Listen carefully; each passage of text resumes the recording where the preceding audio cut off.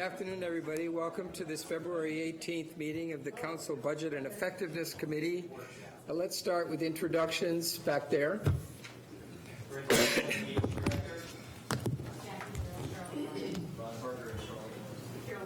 Charlotte Water. Phyllis Heath, Planning, Design, and Development. Mayor McCullough, UNCC MBA program. Jimmy Lodge, Charlotte Water. David Service, Charlotte Water. Big delegation from Charlotte Water. That corner. Erica Ramos, Strategy Budget. Lauren Livingston, Strategy Budget. Christina Thaddeus, Human Resources. Lauren Livingston, Strategy Budget. Daryl Hammock, Stormwater Services. Hannah Brownberger, Strategy Budget. Ethan Smith, Strategy Budget. Marie Harris, Strategy Budget. Deb Cousin for Strategy and Budget. Matt Hassett, Finance. Joe Hexter, Stormwater Services. Cordia Desai, Stormwater Services. Mike Davis, Stormwater Services. Sheila Simpson, Human Resources. Elaine Honeycutt, Human Resources. Ryan Bergman, Budget. Kelly Flannery, Finance. Julie Eisel, Committee Member. Ed Driggs, Committee Chair. Renee Johnson, Committee Member.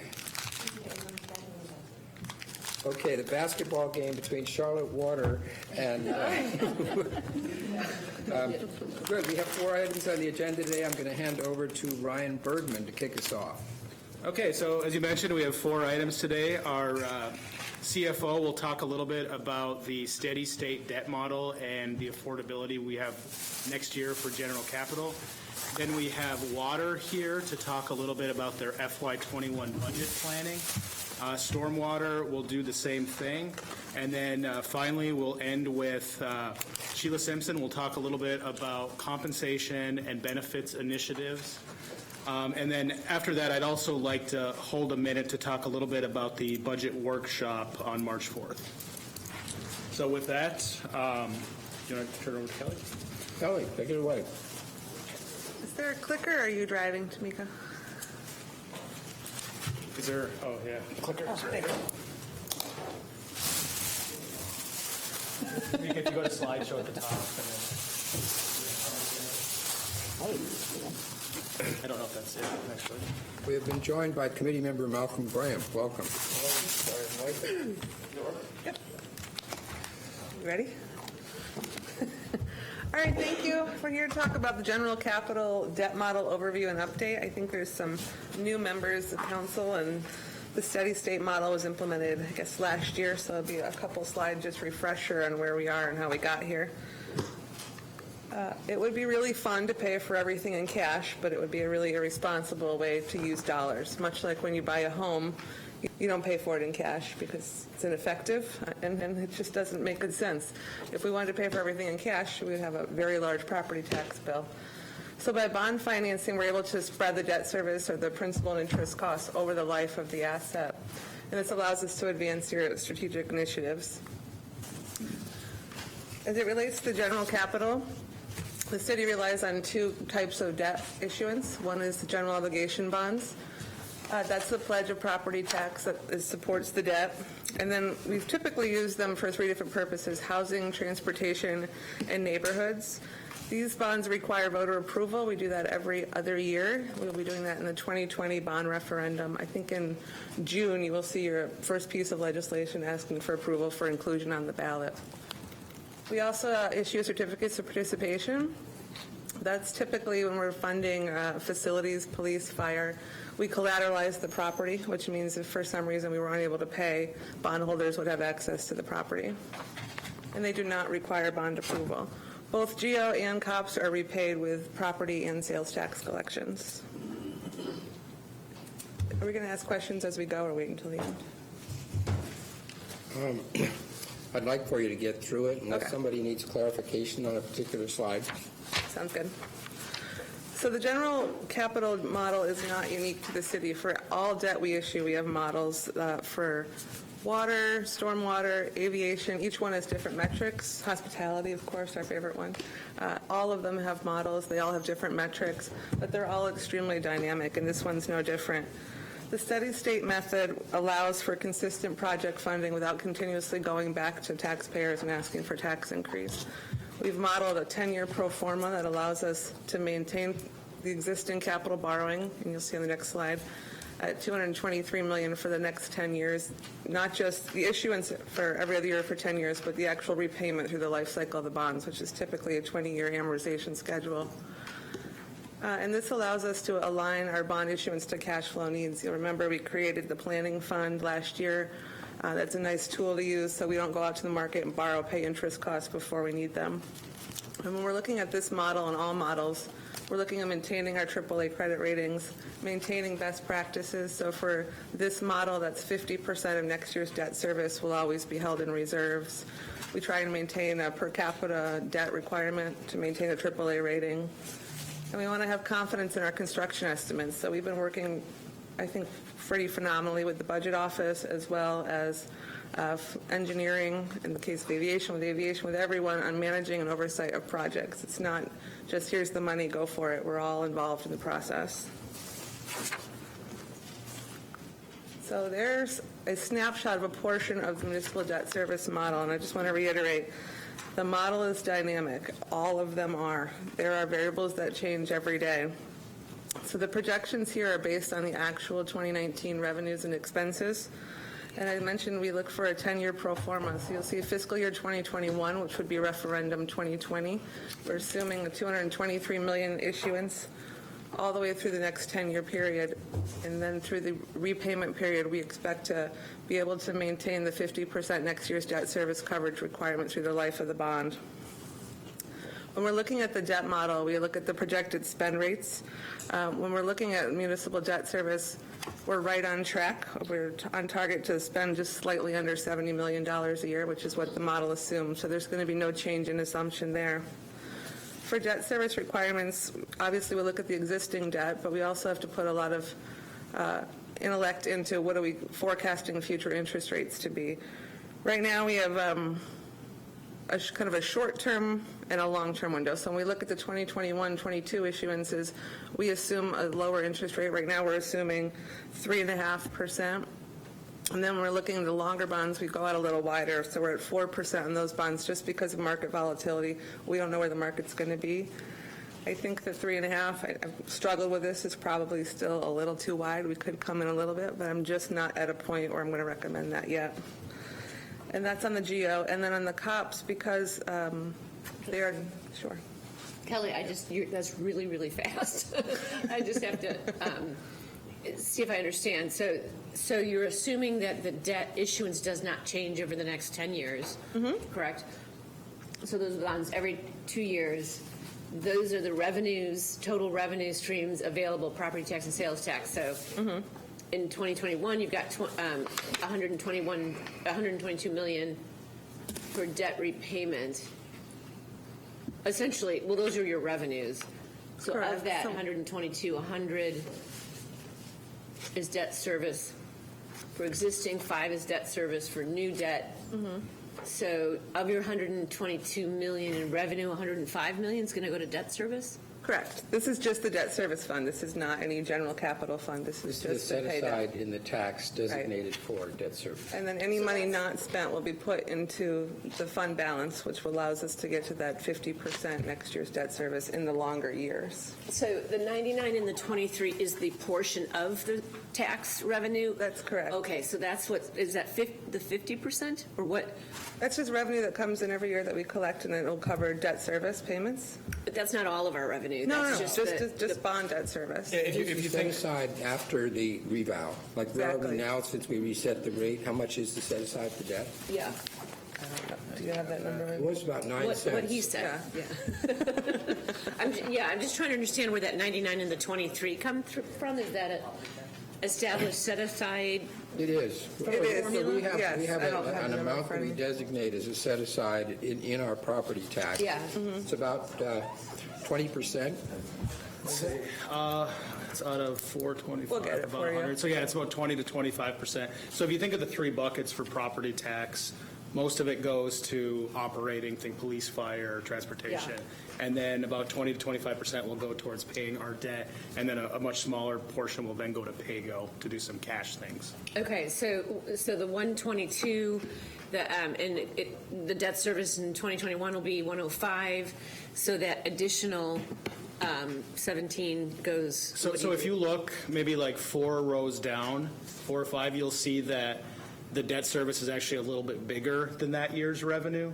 And so it all works together in one model. So one year might have more revenue than debt payments, but 4 years Okay. later might have more payments than debt model, and So it all works together. You still apply, okay, all right. So this is just a snapshot. It probably would have been more helpful if we included a fund balance column, so you could see where the excess is going. Yeah, okay, all right. The idea here is that they solve for the number 223. 223 is the result of this whole exercise. And what this is telling us is that 223 is the amount that we can issue every 2 years in the context of our existing debt service obligations and our projected revenues. Okay, thank you. We're assuming 2% projected growth every year in both property tax and sales tax. Obviously, we know we're going to do better on sales tax this year, but conservative. Sales is 3, property is 2. Sorry. Yeah. And you notice in there, if you look at existing, the number is going down because the old debt is getting paid off. And then in the new debt, the number is going up. Yeah. So this is also represents a transition in our overall indebtedness from the debt that we have today to the new debt that we're incurring on this schedule. Okay, got it, thank you. And this was kind of the current, but there is one update, which is on the next slide. Can I finish this Oh, slide? sorry. Yeah. Well, the 223 is it final. She'll cover that in a minute. Manage expectations. It's not profoundly different. Massive update is coming. So for the first two, there's the project spend rate, the debt service requirements, there's no changes to the model. As I did mention and Ryan elaborated on, for property and sales tax revenues, we do expect them to be a little bit higher than we originally projected, which, wait for it, will get you an extra $1 million next year. Because of the county's revaluation, our sales tax proportion is going to be reduced, so what would have been likely a $3 million increase is only going to be at $1 million. But it's still an additional $1 million every year for the next 10 years of the pro forma cycle. Any questions?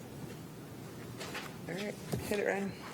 So we wanted to end with this, and I showed this slide at the retreat because we want to get feedback from you guys on the expectations in this budget for the FY22 bond. So we're in a unique situation, at least over the last few years, in that we are finalizing the Big Idea bond this year. Every project that's in the 2020 bond right now has previously received funding. So when we propose a budget to you guys, what is your expectation for how deep we should go for 2022, which wouldn't actually be formally approved by you guys until FY23? So the complicating factor there, other than ending the big ideas, is we also have the comprehensive plan adoption. So think about things such as housing bonds, think of things such as CNIPs, think of new projects. So we want to get feedback from you on how deep do you want to go. If we put something in there at your request, is that part of the discussion before we approve the budget? Because what we don't want is we don't want to propose something and have you guys think that that is the plan and then it can't be changed, because we know it can be changed, but once it's in a document, it does tend to become a little bit more concrete. So is that issue clear? The point is that we're actually trying to kind of budget these bonds before the time at which we make council decisions that actually commits the money. So what we would be doing is essentially penciling in numbers, and we have a plan. But the plan is not something that is adopted as a commitment to the public. It is simply a working environment in which we decide on capital projects. Mm-hmm. And if we decide to do this project, that means that one should be moved back. But for example, on housing bonds, if we put $50 million in there now, the decision to do that doesn't actually formally occur until later. Mm-hmm. So my personal preference is that we put as much information as we have about the projects that are pending and when we want to tackle them. For example, the Bryant Farms extension, part 2 of Bryant Farms in my district, is kind of necessary in order to make the investment we've already made in Part 1 really work. Part 1 by itself doesn't have a lot of value. So do we want to try and start an exercise where we take the projects we know about, the needs that we know about, we take what we're learning here about the means that we have, and try to organize them into some sort of a capital framework? I mean, can I Yeah, go ahead. respond to that? Yes, but I don't know what the right order is, because the council would have to agree to it as a whole. So at what point does that happen? Well, I think we can't can just bring be it a up. committee. If we reach a conclusion here, and I don't regard this as a particularly formal process, I think this is really a conversation. We could then go to the full council and say, how do we resolve this? Do you want to now try to create this planning environment, or are you concerned that if we start writing numbers down, we're going to appear to lock ourselves into things and the public could be disappointed later, therefore it's better not to do that? So it's just an exercise of forward thinking in terms of how we would spend the money, a year and a half in advance? Yeah, so really it's for us to get feedback when we do the manager's proposed budget before it even gets to you guys on how deep we should be trying to go, or if we're out ahead of you guys by doing that when we don't have a comprehensive plan. And really it's just, we don't want to limit your flexibility either. So that's why we're asking the question to you guys. So it's just being very general versus being very specific at this point. It can be. Again, the idea is something that you do in pencil with a lot of disclaimers saying, here is our thinking, as opposed to no thinking. Here are the things that we know that we can plug in, and here's our thinking about how it could work. But it's not a formal decision yet, because there may be things that we don't know until later, and the time to make the formal decision doesn't come until later. The alternative, though, is you fly blind, in my mind, and you have no concept. The big advantage of this model, which is new, is that now we have an outlook for our resources, for the money that is available to us. Part 2 of the process is to start thinking about, okay, if those are the resources we have, here are the needs we've identified, now how do we kind of match those up? So personally, I would like to pursue that. Did you have a comment? Sorry. Yeah, thank you. I was wondering if we could, when does this decision need to be made of what we will be asking for? Well, to have it in the proposed budget, we would presumably need a decision in the next month or so. Could we get some samples of maybe some concepts of not too much detail, but this is one idea, like if there's a general category so that we do have flexibility? Because I'd like to see like different options before we decide what we want. Is that a possibility? Sure. So, I mean, and we can give you examples. If you look at maybe a budget from a couple of years ago, it'll show a 2020 number, and it won't entirely be finalized. And it's not very detailed because it's a out year, and it'll be maybe like 15 projects. Some of them will be very broad, such as housing trust fund. Some of them will be sidewalk program, things like that. So, I mean, as far as options, we could either, staff could try to populate with projects, we could leave a lot of capacity open, or we could try to do something a little bit kind of a merge of the two, where we're setting aside money for transportation road project, intersection project, without trying to populate all of the actual names. So, I mean, I guess those are the options. It's all, nothing, or some type of in between. But it really depends on how you guys would like to do it. Because the way I'm thinking is really general now, not very specific, and I kind of made like housing, right? We know we're going to do something in housing. We know we're going to do something in transportation, neighborhood and corridor development, even if it's project-based. We talked about Discovery Place and that type of arts development, which is a project in itself, or even amateur sports if we wanted to go in that direction. So am I thinking the way you guys want us to kind of go into with? Globally, yes, but those projects specifically would not be something you'd want general capital. So amateur sports would be out of the tourism bucket. Okay. Yeah. Separate. Corridor would, though. But housing, corridor, Yep. transportation, Yep, some of the absolutely. bread and butter type of stuff. Yeah. Gotcha.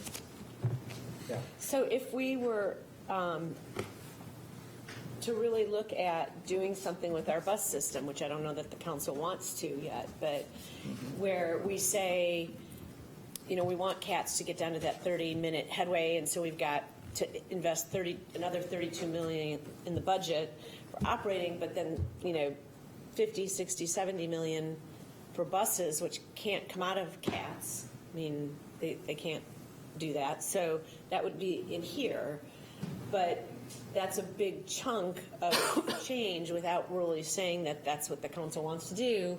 And this is where I've been trying to talk to the manager about saying, we just somehow have to know what that looks like. And then you could layer on, we said that we have all these CAP goals, and so should we be doing electric buses? That's a whole different cost structure. And when do we get that sort of debt model and cash flow model to be able to look at those choices and say, okay, that, you know, is something we want to pursue or we don't want to pursue, and here's what it looks like. Bear in mind, CATS is an enterprise fund right now. Right? Yeah, but So, how could they pay for 70 million in buses? I think maybe where we're going is if you could show us a couple of examples, different versions of what this might look like, so we've got something a bit more tangible to talk about. But again, the thought is, say you plug in stuff that we know about, and you're going to have an amount of money that is unallocated because, you know, I hope that the things we know about don't consume all of our capacity, and that's the money that we have available to consider these other possibilities. I would just like to sort of not be in such an entire vacuum when it comes to our view of the future.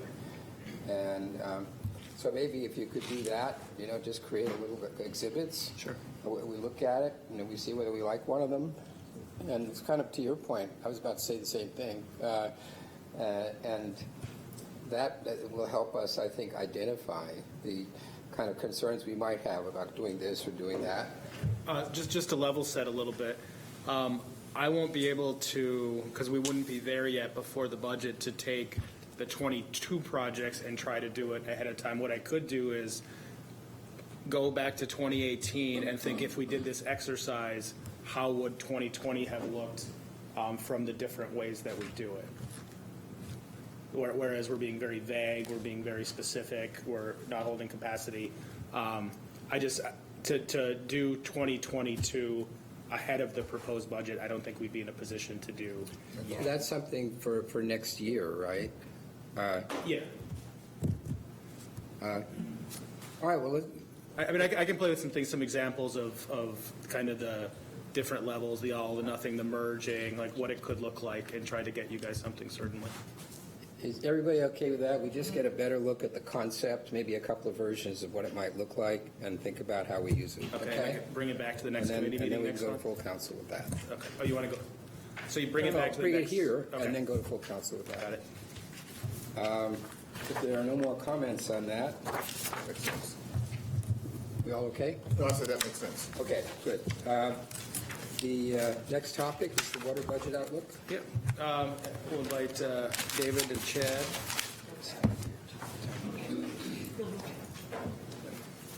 Just turn the button on there.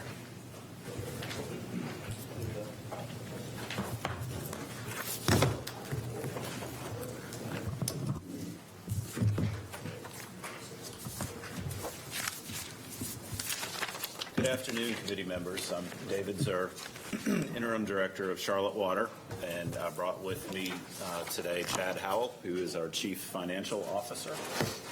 And I'm happy to be before you and discuss our proposed fiscal year 21 budget. Did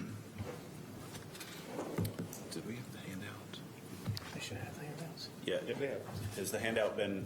Yep. Okay, we got it. Okay, great. That's got some additional information that's beyond what I have in the presentation. So to start with, at a very high level, what is Charlotte Water? We're a regional utility provider. We're one of the largest water and sewer providers in the Southeast. We provide service to more than 1 million people 24 hours a day, and that's throughout the city of Charlotte, Mecklenburg County, and the 6 towns that are within the county. We also have partnerships with nearly all of the adjoining counties and their municipalities, including Gaston, Cabarrus, Union, York, and Lancaster counties. And we have over 1,000 employees, nearly 1,000 employees at 15 locations that provide maintenance and operation of our 5 wastewater plants, 3 water treatment facilities, and over 8,600 miles of pipeline that's in the ground. And today's average residential customer uses about 700 cubic feet of water, which is about 5,260 gallons, and their average bill is about $67 a month. Okay. Next, I want to share with you some of our accomplishments and initiatives, both in the current fiscal year and moving forward. And I'm going to talk to you about that in the framework of our recently completed strategic plan. We completed this strategic plan with input from our employees, from other city departments, from community organizations, and from the public in general. And we developed a mission of providing high-quality water and wastewater services to the community. And there are 6 key priority areas that kind of support that. And I'm going to talk about how they underpin our FY21 budget request briefly. And that's a lot of the additional information that's included on the handout that you got. So to start with, financial stability is extremely important for our organization. And I'm going to copy a little bit of what Kelly mentioned with the city's overall financial plan and say that that's a lot like the one that Charlotte Water has. It has a long-term view of our finances, our expected expenditures, and our anticipated revenues. And we also strive to maintain the AAA bond rating, which we do with all 3 bond rating agencies. We're one of about a dozen large utilities in the country that have that. We recognize the importance of a high-performing workforce, and during this past year, through our Charlotte Pipeline Academy and the apprenticeship and workforce development programs, we've offered about 24 opportunities to folks in the community for full-time employment with Charlotte Water that would otherwise have had some kind of barrier to employment. So that's been successful. We will continue to do that. Responsive customer service is very important for our community. And to that end, this past year, we partnered with a private company called HomeServe to offer a warranty, low-cost warranty program to the residents of the community to warranty the water and sewer lines that connect our public system to their houses. And we are also partnering with Housing and Neighborhood Services and looking for some grant-funded opportunities for folks with a lower percentage AMI to be able to afford the connection and capacity fees should they be joining our system. Environmental stewardship is at the very core of what we do at Charlotte Water, and it dovetails well with the city's focus in the Sustainable Energy Action Plan. Our McAlpine treatment facility, we have a combined heat and power project. We harvest the excess methane gas from the treatment process and we turn it into energy that's put back on the grid. We just embarked on a public-private partnership that will harvest phosphorus from the waste stream at that same facility, and it will take that waste stream that we do not want discharged out into the receiving waters, and it will harvest it and beneficially reuse it probably in the form of fertilizer. And then we've also started a pilot with one of our field operation zones to utilize biodiesel fuel in our fleet vehicles. Community engagement is ever more important, particularly as our capital program has increased and continues to do so. And so we have made efforts to increase our project communications, both in-person meetings and then also on our website, and provide better and more frequent updates to our capital projects. But we recognize the importance of partnering with and recognizing the small businesses in our community. And so we have had 2 vendor fairs in the past year where we brought in our large contractors that regularly do our capital projects, as well as a number of small businesses and MWSBE businesses, and tried to create some opportunities for partnerships there. And then we also contracted with a person as basically a part-time employee who is a small business engagement specialist, mouthful, and her role is to go out in the community and identify small businesses and look for potential matches that can help us with our capital projects and encourage and help them get registered with the city and to be able to participate on our projects. None of that would be possible if we didn't have reliable infrastructure. That's one of the very core things that we do. Everything that you see in the community above ground is reliant upon us maintaining that system of pipes below ground. And so to that end, we've completed a holistic master plan of our water distribution system. We've been a strong partner with the city's 2040 comprehensive plan, so we know where the growth is expected to occur, so we can have the infrastructure in place in time. And then we also have started a comprehensive wastewater master plan that will probably be finished in about a year or a year and a half, that will mirror that water system master plan that we completed.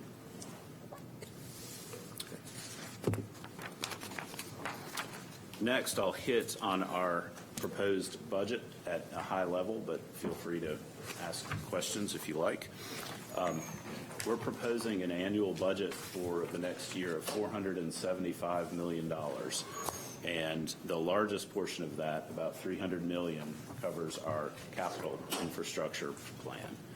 And that is split about half, $150 million, towards pay-as-you-go funding, and the other half supports our revenue bond funded projects as in the form of debt service. And this has been an intentional move on our part to try to get that mix closer to 50-50. And we've been working at that for a number of years, and we're making strides in that area. Everybody clear on PAYGO, what PAYGO is? Go ahead. I just offer my explanation. PAYGO is basically capital-type projects that are funded currently, as opposed to which for which we borrow money. So that represents this year's outlays for projects that might have been funded with debt, but that we are funding currently. So there was a reference before by Kelly to the fact that we don't pay for everything currently because it really isn't prudent practice. But we are conservative in that we pay for a lot of our capital expenditures in our current budget. Is that a fair assessment? Exactly. Okay. Yes. And it's called pay-as-you-go. Thank you. The other $175 million is split between our personal services and our operating. So this is paying for things like the salaries and benefits for our nearly 1,000 employees. It pays for the chemicals that we use at our treatment facilities to treat the water and wastewater, and it pays for the power that we consume at our facilities, along with a number of other things. And personal services is service requests, or what is that portion? I would consider it more of personnel budgets. Oh, personnel. Okay. Yes. So that's personnel and the other operating then? Yes. Yeah. Okay. Yeah, exactly. Question? Yeah. Go ahead. All right. So this is where I'm going to copy a bit more from Kelly and reference back to our long-term financial plan that we have, and that takes about a 10-year look ahead for us. And so we do our best to anticipate our expenditures, both on the operating and personnel sides, as well as our capital budgeting. And then in that, what we have tried to do is to smooth out any spikes. I think Kelly used the phrase steady state. Ours is not exactly steady state, but we have worked to try to get it to be fairly smooth so that we don't see drastic changes year to year. And as part of that financial plan, it includes annual modest rate increases. And this year we are looking at a rate increase. We expect it to be between 3.2 and 3.6%. And that would be speaking in terms of our average residential customer. And that's very in line with where we projected that we would be last year. So we're coming in on target. We'll know that number better in a couple of months as we start to close out the fiscal year. Could you just tell us what the last year's total budget was for comparison with the current proposal of 475? Yes, I can. I'm checking you. I think it's about 460. 460 million. Right. So it's It's only a 2% or 2 or 3% increase? Thereabouts, yes. Okay, thank you. Yep. Mhm. So, if you advance to the next slide, please. The last slide that I have to share with you is on our infrastructure investments. This is by far the largest portion that impacts our annual budget. And this is our budget for our 5-year CIP is proposed to increase. Last year, we had a 5 years in at $1.6 billion. This year, we're looking at a $300 million increase that pushes that up to about $1.9 billion. And we have well over 100 projects lined out in our CIP plan. But the biggest area where we've seen the biggest increase is in what we call the capacity for growth. We divide our capital project plan up into 5 kind of financial categories. And the capacity for growth is very much as it sounds. These are the projects that are necessary to keep pace with the growth in the community. And so that's where a lot of that increase is coming from.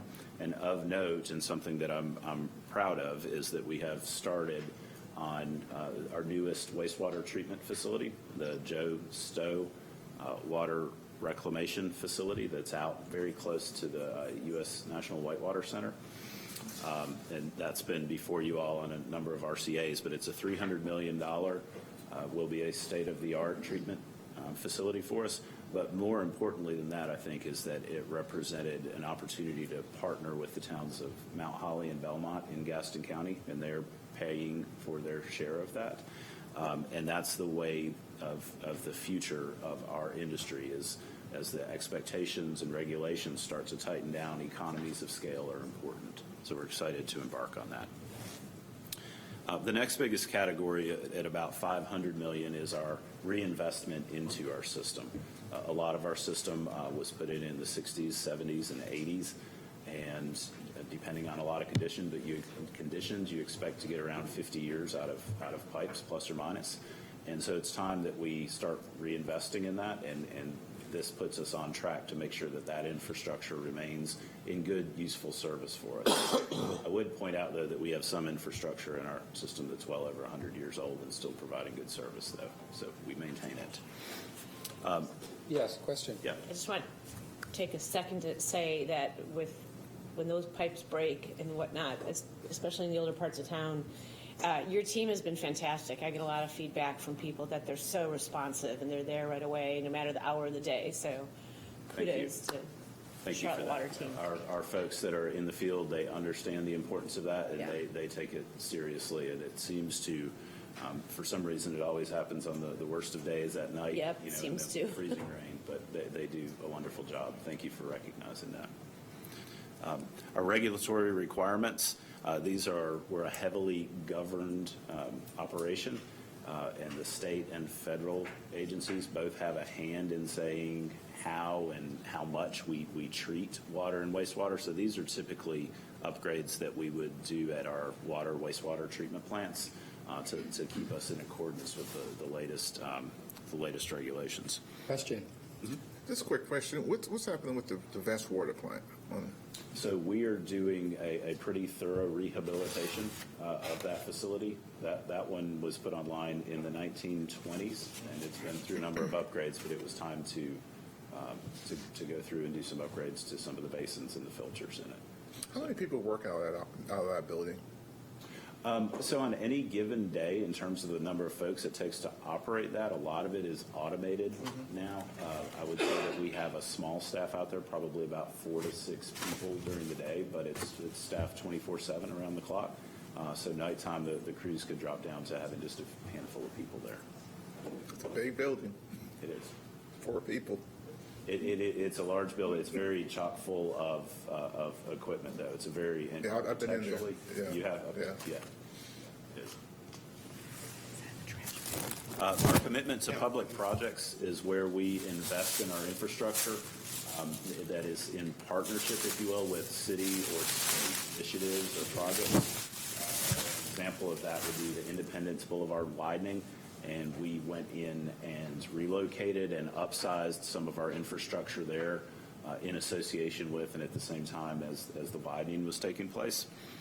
And then the last category at $148 million is our facilities and technology. There's a lot of large technology systems and a huge number of facilities that are behind our organization, and we have to make sure that those stay running.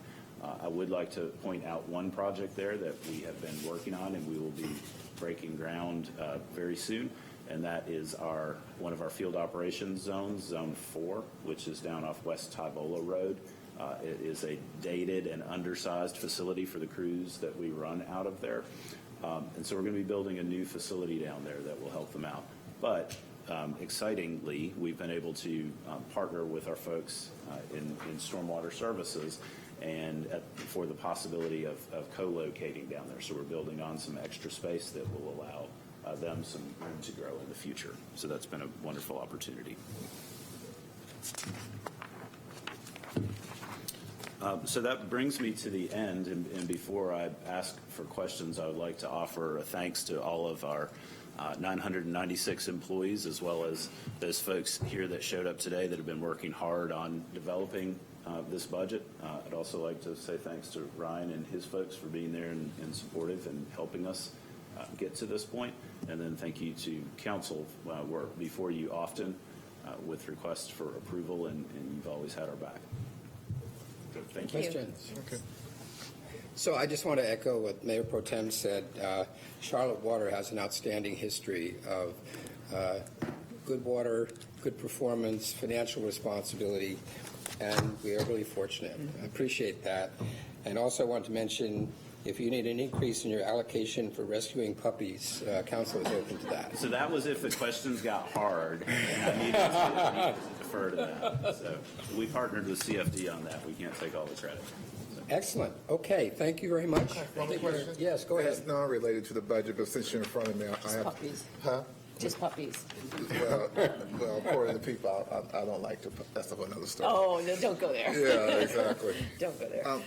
The best water plant and the tower, is there any opportunities for branding or conversations about that? Yeah, that's a question that has come up many times over the years. One of the unique qualities about that treatment facility is that it's actually on the historic register of deeds because it is so old, and so that somewhat limits our opportunities there.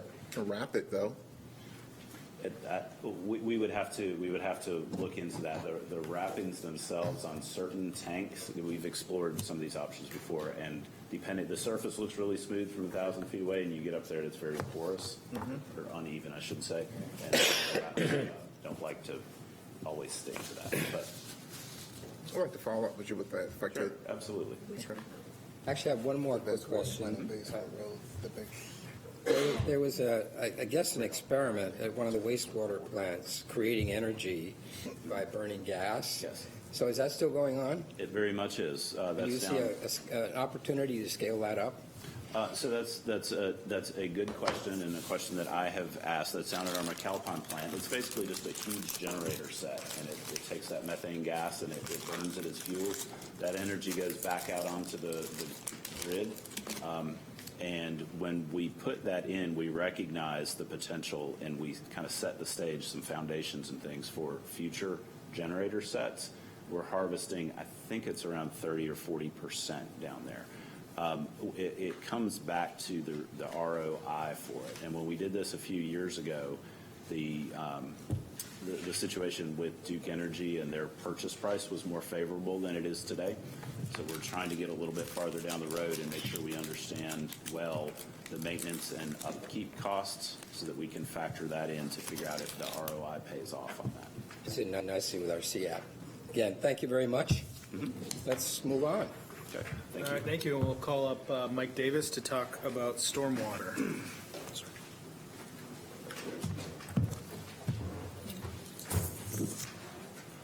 Someone else? Okay. Yep. Let's do it here. Your thing's right there. Yep. All right. Good afternoon. Hi. Hi. My name is Mike Davis, here to represent Stormwater Services. If we ever get the chance to rescue a puppy, we're going to lead with that in our budget presentation, but you got me on that one, Dave. So Let me go ahead and get us rolling. This is a fairly short presentation, but it covers some fairly significant changes that have occurred in the last year or so with the program. And so I wanted to update the committee on kind of where we stand with that. The purpose of this presentation really is kind of a preview of what we would expect to bring back to the workshop. And it's kind of broken into 3 pieces just to kind of, in the quickest way possible, kind of remind people of what stormwater is and does. Talk about what those FY 2020 initiatives were and sort of give you a sense of where we are with that work. And then a look ahead to where we think we're going in FY 2021. So to do that, there's about 8 or so real slides. And this is the first of them. That's just kind of a reminder of kind of what our mission is as a stormwater utility. So the mission's there at the top in terms of supporting mobility, accessibility, and connectivity. You can really think about what we do as broken into 2 very different but ultimately related things, sort of dealing with water quantity and water quality. And the first is really about infrastructure, and the second you can kind of think of as an environmental component to the program. But fundamentally what we're doing is taking rain that's fallen from the sky and we're trying to move it safely to streams and creeks. And that when that water gets there, we want it to be as clean as it possibly can be. So that's what the program's been doing for a little over 25 years. This is sort of an overview of some of the key service aspects. I'll start out by saying that we operate as a joint utility with the county. That's a partnership that was created when the program was first started. The responsibilities do not overlap. All the responsibilities are uniquely allocated, but we work in a great partnership every day. Thinking back to the origins of how stormwater began, part of its origin story is that it is rooted in Clean Water Act. We do things both because they are good things environmentally, but also because the federal government requires that we do them. Asset management is something you'll hear me talk about a couple slides from now, so I'll kind of explain why that's a big deal going forward. Resident response, I just always find this an interesting stat. We deal with anywhere from 3,000 to 4,000 resident contacts to us in a given year. I'm well aware that council sees several and hears from several constituents in any given year as well. We're a high-touch organization. And then beyond that, we do a fair amount of engagement to try to reach out to people through various community contacts, coordinate with volunteer groups, et cetera. And then engineering and construction are, of course, related back to the infrastructure piece, trying to keep a big machine moving in terms of maintaining our infrastructure. And lastly, I'll just say hurricane response or severe storms has increasingly become a part of our business in terms of how we can support citywide operations and emergency response. And so then just a few kind of infographics to kind of just give a sense of the scale. So this is looking at the completed FY 2019 year, which included 600 projects managed, 219 of which were completed in that year, 39,000 feet of pipe installed or rehabilitated, and 25,000 plus feet of stream improvements environmentally. And we do that through a growing team that is now a little over 170 staff. Also, just kind of a nod to sort of the program's history in terms of financial efficiency. In the completed year of FY 2019, we invested $69 million in capital improvement projects and feel like we were able to do that efficiently, measured in terms of 86 cents per dollar collected put into capital. And then also proud that we're able to sustain AAA bond ratings while we're doing that. So I mentioned kind of this being an important year in terms of some new initiatives underway. So let me kind of touch on what those things are. So starting with a shift to an asset management approach, what that really means is we aspire to be a program that operates based on an awareness and knowledge of what our system needs from us in terms of resource investment, knowing where our things are, doing preventative maintenance, and trying to intervene before something fails and becomes a worse problem. That's sort of the heart of asset management. We've also made a big shift in terms of focusing our work on city-maintained drainage system. That is a major transformation in the program. And lastly, that we have taken the work that has been on our plate and prioritize that work in order to address higher risk projects first in all cases. I think people are aware when something was very bad that happened in the street, that was always our highest priority. Some of you may remember there were some different approaches used over time in terms of how slightly lower priorities were treated, and we have moved to a model that really emphasizes risk of failure and consequence of failure as a way to prioritize that work. Hey, Mike? Yes.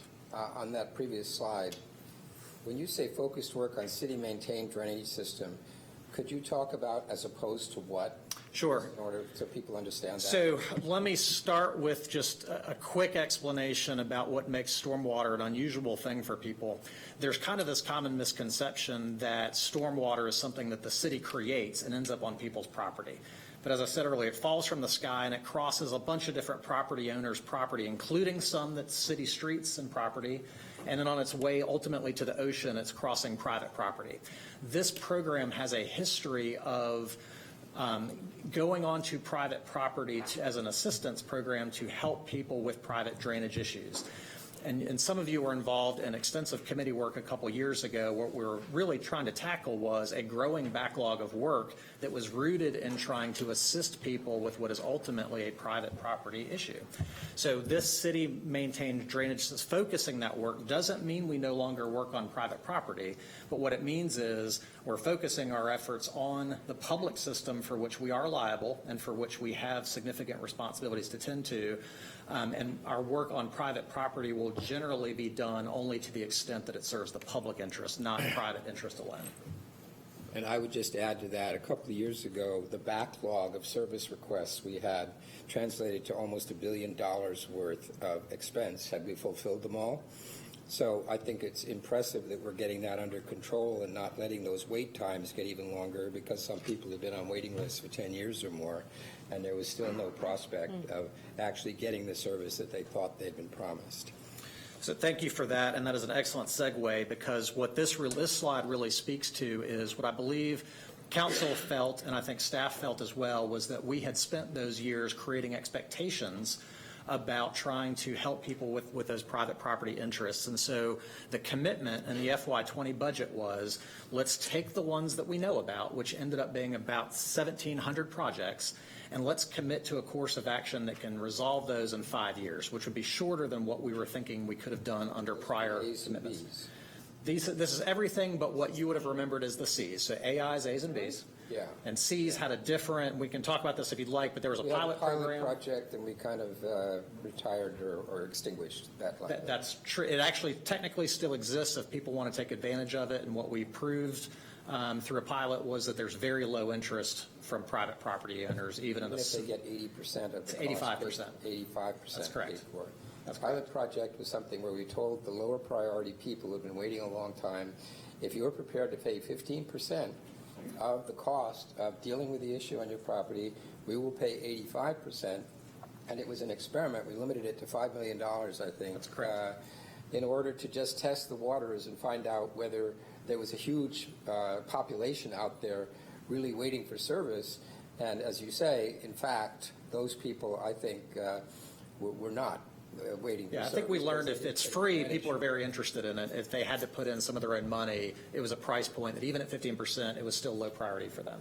Right. And, in my view, if they weren't willing to put in that much, then that gives you an idea of why it's not important for the city to pay what is typically a $90,000 to $100,000 cost per case for remediation. That's exactly right. Okay, go ahead. Oh, yes. I still just struggle to wrap my head around this sometimes, to say it's not a city-created problem. Because if you've got open fields and it rains, a certain amount gets absorbed into the land, right? That's right. It goes into the water table, I guess. If you're building subdivisions and now you've got impervious spaces, you're putting water drainage, stormwater systems in place that is directing it somewhere onto private land that didn't exist before. That flow didn't exist before. So I struggle to say that it's not something that we're creating. And what you're describing is that by virtue of our land development regulations and creating an environment in which people can create those subdivisions, that is creating the water that's transferred. Yeah, I mean, yeah, we're I all wouldn't one argue that. City organization, so you're not doing it. You guys have to fix it, which is hard. Sure, and I think that's a great observation. What I would say is we spend a lot of time with council talking about the infrastructure piece of this. What we really haven't spent a lot of time talking about is the suite of other activities that are designed to try to make some of those things better over time. Some people may be familiar with what are called detention ponds on private property, which is really kind of a relatively recent phenomenon. But through regulation, we're able to now slow the release of that water in a way that pretty well mitigates for new development. So it's not perfect, but yes, we see our role in stormwater as trying to deal with some of those conditions. But ultimately, water that moves from one property to another is sort of a property rights thing, and every property owner has the responsibility to receive what their uphill neighbor sent to them. And so it's something I think the city has considered as a policy position for a long time, is how much do we want to get involved to help people on those properties.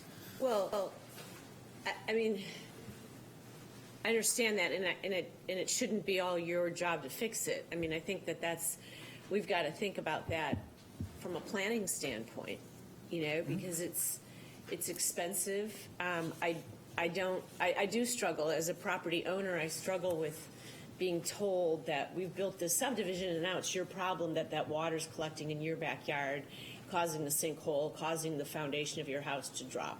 Yes. Yeah, and one other thing I'll just say, not to get too far out in front of this, because we don't know exactly where this might go, but we do understand that by the time a homeowner buys a piece of property where a developer has chosen to bury a pipe, and they've done that to create more buildable lots, that it's a surprise oftentimes to the property owner to know that those actions occurred and that property owner is responsible for the pipe. So if what we're learning after 25 years is it wasn't sustainable with the level of resources we were willing to put into it to take care of everyone's pipe that they didn't know about, we see ourselves as having a responsibility to begin to think about what those regulations need to be and test whether or not we need different types of requirements so that people aren't surprised by those things later. The ordinance is supposed to neutralize, right? I mean, the stormwater ordinance is intended to neutralize so that the runoff from the site is the same as before in concept. Yeah, so when you're talking about, there are lots of opportunities for people to not have to do that. But in a new development scenario, you are right, of a certain size, they're supposed to build ponds that are meant to slow the release of that water. And the water does make its way into the system eventually, but usually it's able to mitigate pretty well. So where we're seeing the issues is not with those ponds and that regulation working. It's really what happens to a pipe that's now 50 years old in an older subdivision that broke. And regulation that we put in place now is really has to be forward thinking. Let's get through the presentation. So this slide was really to suggest that as we make a major transformation in the program, it was important to everyone involved to not abandon those who were waiting on our services. So we can put a rope around that and say we know where these 1,700 commitments are. We have an idea what they cost. And in order to resolve them in 5 years, which was the time frame we gave ourselves, that's going to be about a 30% increase in projected output for just this first year that we're in now. And it would be followed by rates of productivity output increases each of the following 4 years. So we're going to have to get better this year and then better and better in the following years. To do that, we think about this in terms of a project pipeline. And so each of those are just symbolizing or symbolic of our capacity in any given year to move something through a process. And so it takes a lot of things to pull this off. And so part of it is about sort of our traditional approaches using design consultants. You may have seen or noticed a lot more items coming before your council agendas that represent design contracts. We're also trying something that's a little bit innovative where we're contracting with consultants in a way where we can physically co-locate with them so that we're able to turn the crank faster on resolving these projects with fewer steps in between. Also opening up that pipeline in terms of survey, geotechnical structure, all the other kinds of things that have to happen to support that work. And then lastly, the graphic is really meant to convey that this is not the only year where we would see that this will need to happen. This will need to happen in future years as well. And so lastly, where that takes me to is if we are to stay on that course, and I'll just start with this view on the right, which is just sort of taking that same information and plotting it as productivity over time. The baseline is the course we had been on in prior years and what we're now aspiring to do. That in order to achieve that, we will need resources in terms of people that are paid for, that uses a cash flow model, and Kelly spent some time earlier talking about this, and David talked through his assumptions. We take the same approach, but what we had done back in March of last year was sit down with finance and budget and some financial consultants to update our own model and make sure we're taking the best advantage of interest rate assumptions, be consistent with what's happening citywide, but also adjust our model for our new expectations that we're putting on ourselves for production, and then model for that. And so it's a 10-year model, and what came out was, of course, 0% last year, and the idea was, could we achieve sustained or level fee increases over time? What we had assumed last year was, in the model, was 3.6 in those future years. We think we'll be lower than that. And so our final recommendation would come forward as part of the manager's budget. And between now and then, we'll be continuing to work with finance and budget on what we think that scenario should be. So your current thinking is around 3.5%? Yes. And you think that's enough to, with productivity increases, to achieve this? Yes, there's two things going on. So we are tightening the scope of what we're trying to solve for over a long period of time, and we're increasing the rate at which we're seeking to resolve what we already have on our plate. And so when you take that and the financial assumptions all put together and the cash we had on hand, that's where it levels out to around that 3.5. And you are reducing the wait times for service that we still intend to provide? Depending on who you're talking to on that list, but you may remember that in the out years, we were in the 7 and 8 year time frame. And so what we're talking about is 1700s. AIs were always in the, depending on the complexity, of 1 to 2 years. We got on those immediately. The A's, I guess it was then. A's tended to be longer, 3 to 4. B's were longer than that. Right. Yes. I wanted to ask a question about the stormwater ponds, and we can meet separately. That'd be great. But I do want to ask, if I'm a current resident and I've been in my house for 25 years, and there's a new development, because we're approving new development weekly or monthly, and there's a new development, if there's a runoff, then I, as the current resident, am responsible for the cost of that? So the responsibility that the properties, a property that you would own would be to receive water from your uphill neighbor. And if you were built as part of a subdivision, the requirements in terms of the pipes that people installed, the detention systems that were put in place are sized in a way that anticipate growth. And so, yeah, I think the answer to your question is you are responsible for how those conditions unfold. And I think what the debate is that Mayor Pro Tem Eisel put on the table is, to what extent is that all working the way it should? But yeah, the answer is you're responsible for it. Okay. And then there are these stormwater. Still, to clarify, we do have a stormwater ordinance, and the intention of that stormwater ordinance is to require that any new impervious surface that's created through development be accompanied by measures such that the runoff from the site is intended to be what it would have been before, right? That is true. So that's the concept. The problem is that it's not necessarily working well. But the way that is fulfilled is to have those detention ponds and other solutions. What can happen, though, is you meet the overall requirement, and there is still a place where water is running off in a way that affects neighbors. Okay. And we don't have a good answer for that, frankly. So, in reference to the detention ponds, is there are there fences put around there? Is there, because we have an email from a resident to talk about, children and detention ponds. I mean, we'd be happy to sort of look at that one directly. What I'd say generally is different properties treat this differently. In some cases, commercial properties I've seen where they've put fencing around it. In other cases, they're amenities, because done well, these are basically ponds and with walking trails around them. So a lot of it's about design. Okay. There's underground. In urban conditions, they're actually put underground. Okay. Thank you. Okay, bottom line, 3%, 3.5% increase as far as budget is concerned. Any other questions? Thank you. And good job. I think we're much better off than we were a few years ago. I do have one person that Crudy knows about, Jamie Dean, whose yard floods, but the house isn't in danger, and we've been taking the position that we can't do anything about it. And that is a situation that has worsened over the years, over the last few years, leading to the belief that it was because of work that was done elsewhere. So that's still a case I'm hoping that we can do something about. But anyway, thank you. Okay. All right. And then finally, we will bring up Sheila Simpson, our HR director, to talk about compensation and benefits. Thank you. Thank you.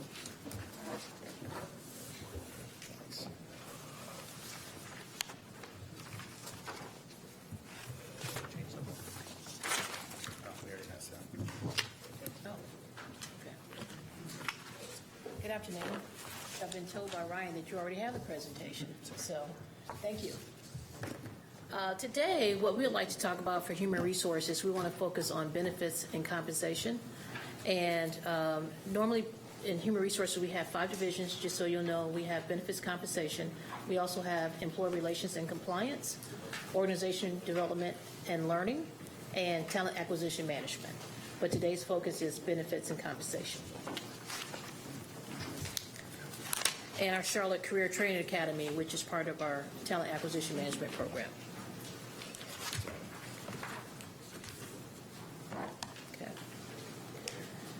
In our benefits, I thought we'd just start with how our employees enrolled in benefits. We offer 4 medical plans, and these charts are here to demonstrate how people select to enroll. The first chart on the left is what tier our employees elected, and you will see that half of our workforce are in a family tier of coverage in our benefit plans. The next largest tier is, employee-only coverage is the largest, and the next largest tier is family tier coverage. Employee children follow that, and then employee and spouse is the smallest tier. We have 4 plans. Of the 4 plans, 2 of them are a PPO plan, which is Preferred Provider Organization, and you will find that our workforce consider those our traditional plans. And then we have 2 plans that are health savings account plans. We introduced health savings account plans. This is our 2nd year going into our health savings account plans, and so it's a transition to a new methodology how benefits are being offered.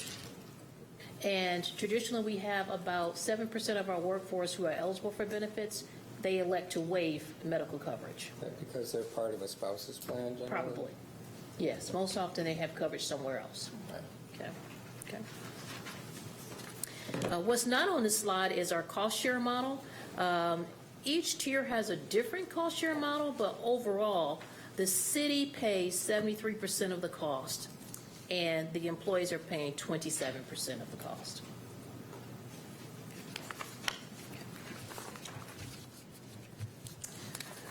Next slide is to tell you where is the money going. So what's the spend on benefits? Annually, we spend about $95 million in benefits. And when I would say benefits, it's really the big 4 that people think of as benefits. Medical costs, which is health care, prescriptions costs, dental, and vision. I would like to point out, though, when you're the employee is paying most of the dental and 100% of the vision costs. The city of Charlotte is picking up most of the costs in the medical and the prescriptions, okay? But you can tell here where our medical spend is. Our medical spend is around $72.7 million, and our prescriptions is next.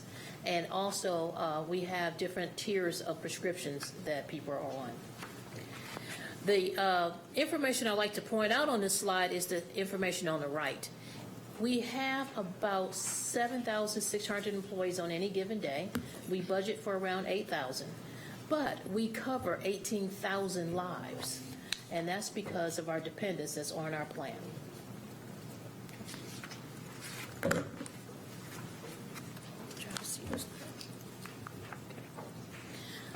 This is an update from last year. Mr. Driggs, you may recall that we put in a program for premium relief to help our lowest paid employees. Mm-hmm. And the criteria that we used there was to look at the Affordable Health Care Act and use their definition of what affordability is. In that year, that definition was 9.5% of a weekly salary. If your premium cost was more than that, it was considered to be not as affordable. So we took a look at any employee that was in that threshold, and it turns out that for our workforce, the folks with an annual salary of $55,000 or less may have benefits that were over the 9.5% premium tier. And we discovered that there were about 315 that was possibly in that area. And when we reached out to all 315 of those, and the result is that 71 of them received a refund, and the total refund was about $63,000. We plan to continue that for the 2020 program, And we estimate right now that we may have 246 employees that may be eligible for this type of benefit premium relief.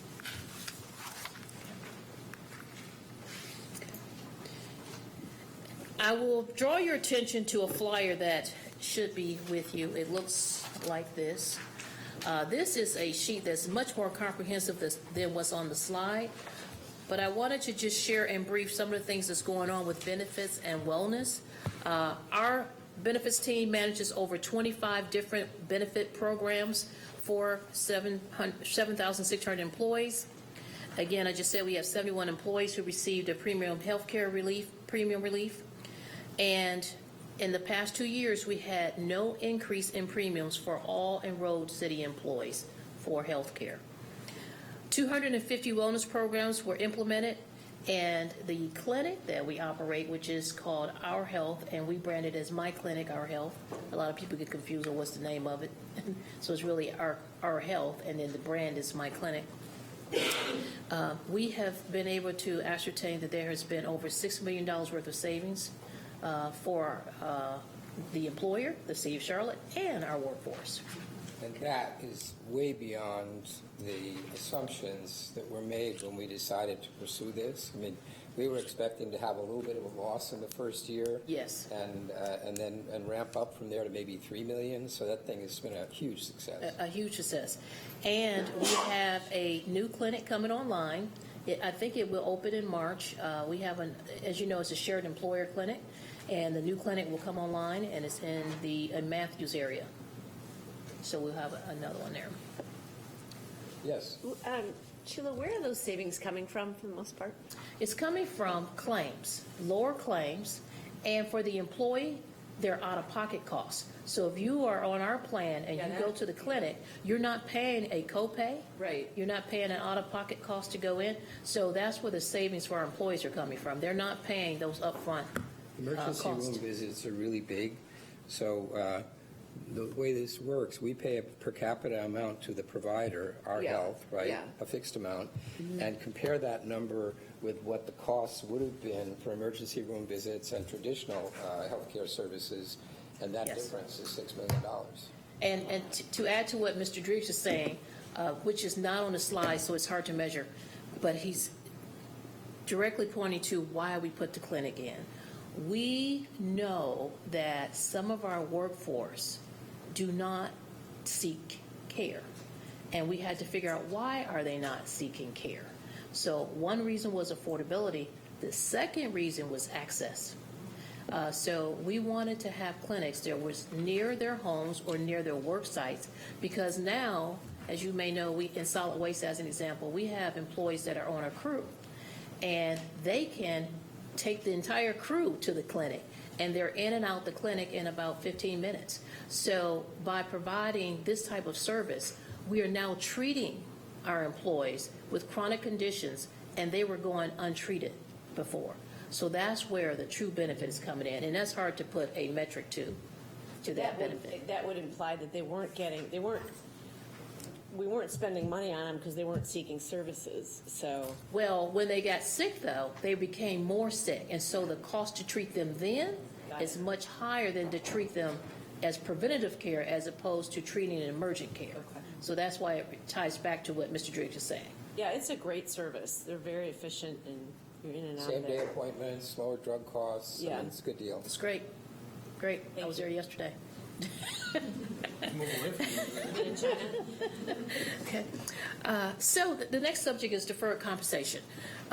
This is well, let me back up and give you a little bit of history here. Last year, the council asked that we look at putting in a deferred comp plan for a deferred comp plan for our firefighters. So 1% of their salaries into a deferred comp plan. Okay. In addition to that, the city had already started an initiative to submit a request for proposal to quote a deferred comp 457 plan that we would be the plan sponsor for.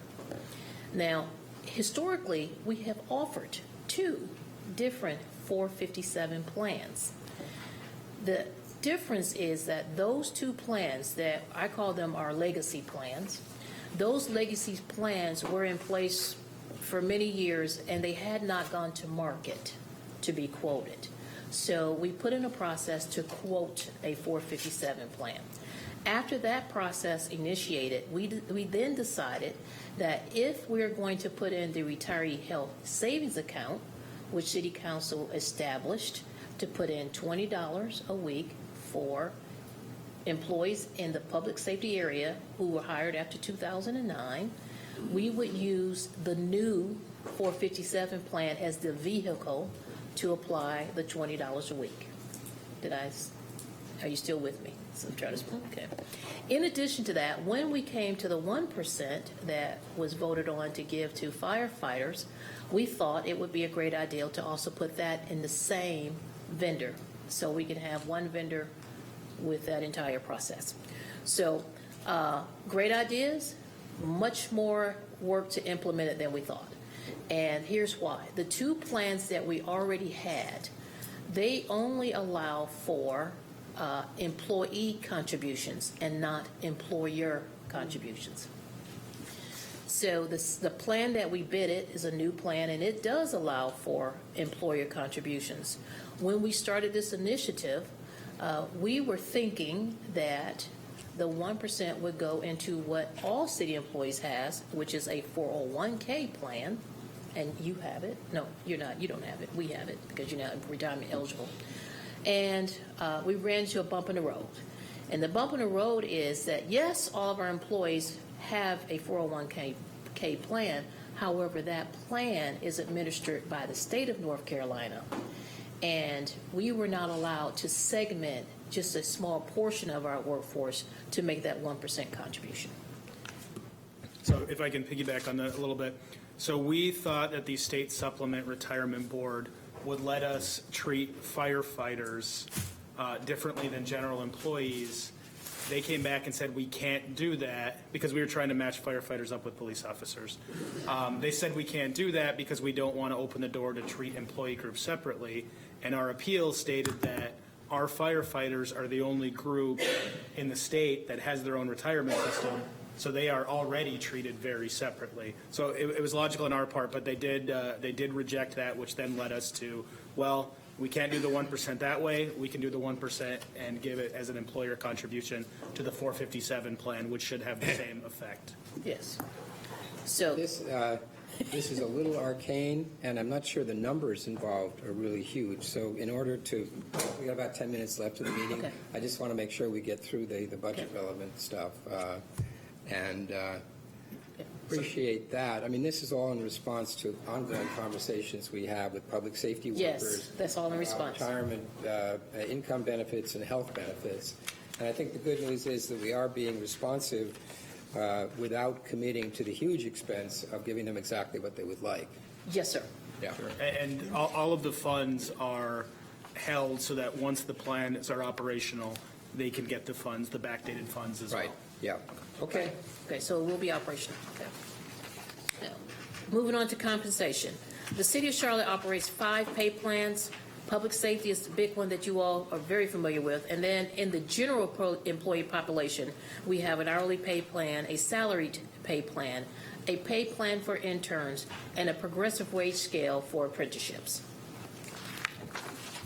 So in 2019, let me start at the bottom of this slide. For FY 2020, the actions that has been completed is that we went to $1 an hour, and a $1 an hour increase for those that were earning under $69,333, and 68% of our non-public safety employees received that $1 an hour increase. We have over 2,000 employees that received an average of 4 to 6% as an increase as a result of that. And in 2020, we established a new floor of $16 an hour. We're the only municipality in the state of North Carolina, as of today that we know of, that's at $16 an hour as a minimum pay. At the top there, we benchmark us against other responding peer cities. Our turnover rate is less than our peer cities. And our 3-year average increase is higher than our peer cities. They're at 2.3%, and our average is 4.5. So we're always looking at where we compete with our peers. Another slide. So just history here. I won't go into that because you can read that, but a little history.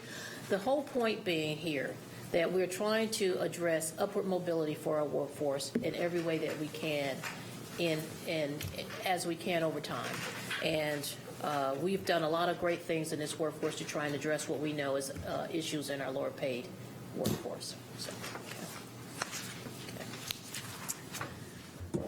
General fund compensation outlook. I think I'll have Ryan just speak to that. Yeah, I'll just briefly say, I just wanted to make it clear, when we did the budget forecast at the retreat, we included a base case into that model. So what that means is 3% for hourly and salaried employees, and then the normal salary increase and a step, plus the additional public safety compensation that we had talked about last year as part of a 2- and 3-year plan. So just wanted to make it clear there. And then at the bottom there, you do see the question is asked, what would the impact be of another 1% for different groups? And it kind of gives you the general fund cost there. Okay. All right. Last two slides are other great things happening with our workforce. The Charlotte Training Career Academy. This academy began in October, and it was a plan to bring in 50 people in our community who may be facing barriers to employment. And the concept is we find them, we bring them, we teach them, we train them, and if they stay with us, we employ them. And so we have 50 employees that we brought in. Actually, it was 51. We're at the place of placement, and we have a retention rate of 88%. And that has been an excellent program.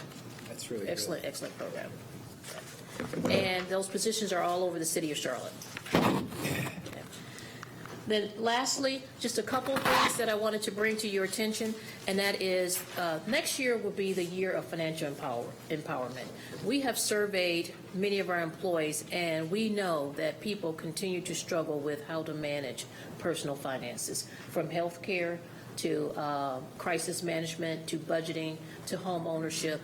And so we have a pilot program with Solid Waste to help folks establish a banking relationship for those who may not establish a banking relationship. And we also have a partnership with Housing and Neighborhood Services as their program, and we help run the education pieces of it around the basis of home ownership. And we have 88 employees in that program trying to buy their first homes. With that, I'll take questions. I think we need to wrap up before Ms. Eisel passes out over here. I would just summarize by saying, for one, I think we're doing a good job of setting an example as an employer that we would like for other employers in our community to follow with our minimum wage and with the programs that we offer employees. The premium increase, if any, will be low on health benefits, which is good news.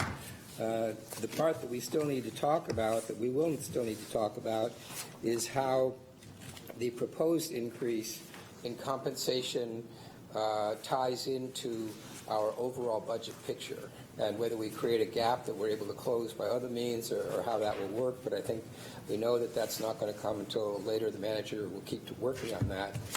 And I think this is very good work. Thank you. Thank you. Anybody else?